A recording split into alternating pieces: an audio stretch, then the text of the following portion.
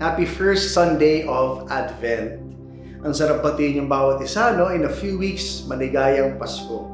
Pero sa Pasko, ang sentro talaga ay ang pagkabuhay ni Jesus, no? Ang pagiging sanggol ng ating Diyos. Kaya ang Advent, more than about a season of waiting, it is actually remembering that God came into the world and He will come again.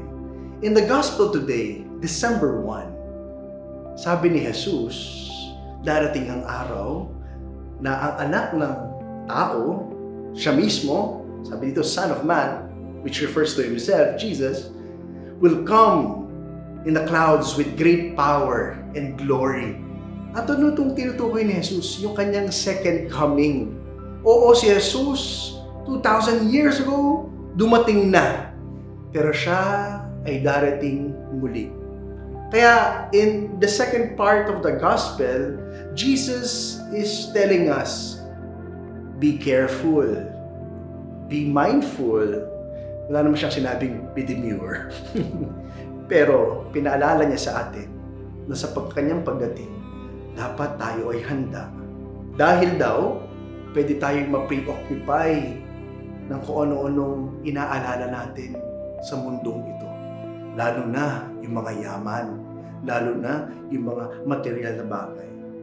Because if we get caught up with these worldly material things, we might forget our eternal life, the heavenly riches, our life in heaven. Kapatid, Jesus will come again in this season of Advent. Yes, it is a time to celebrate Christmas, the coming of Christ, but it is also a season of remembering that God, Jesus Himself, will come again, and in His second coming, nandun ang final judgment. Papunta ba tayong langit or forever mawawalay tayo sa Panginoon?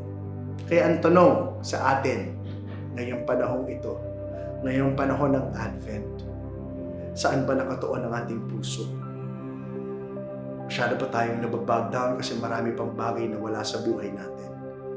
O ang maligayang realidad na kahit maraming wala, puno pa rin ang ating puso. Dahil ang ating puso ay nakatuon sa langit. Kapatid, focus not only on the essence of Advent, but on the essence of your life. That you are meant for heaven. And Advent is a time to remember para saan ka at para kanino ka. Nandito na si Jesus, pero babalikan ka ni Jesus. Ang tanong, pag bumalik pa siya, nag-aabang ka sa Kanya.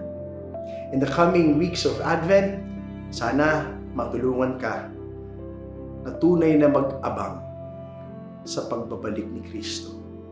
Merry Christmas, but it will be merry if we will all be together in heaven. God bless you. Jesus is coming for you.